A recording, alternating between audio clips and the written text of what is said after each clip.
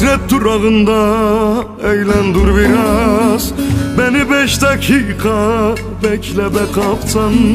Bin bir anlatayım bir kenara yaz, sözümü sözüne ekle be kaptan. Sözümü sözüne ekle be kaptan. Bin bir anlatayım bir kenara yaz, sözümü sözüne ekle be kaptan. Sözümü sözüne ekle be kaptan.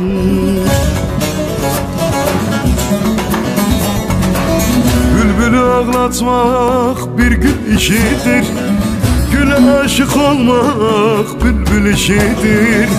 Bu sevda işidir, gönül işidir.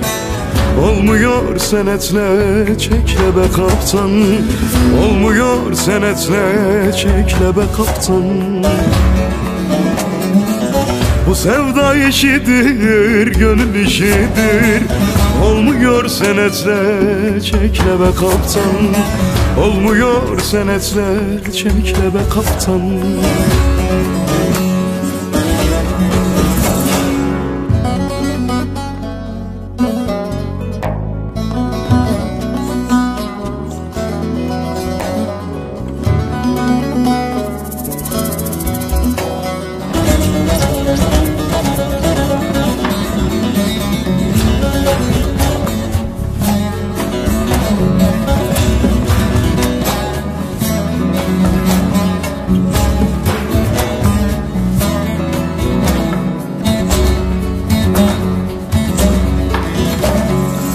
Divanesi oldum gamın kederin, nedeni ayrılık acısı derin.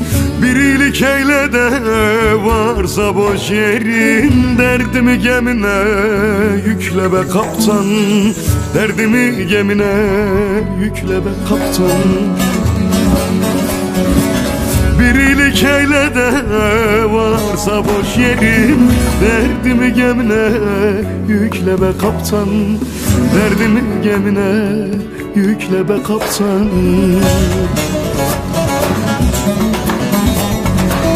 Bülbülü ağlatmak bir gül işidir, güle aşık olmak bülbül işidir.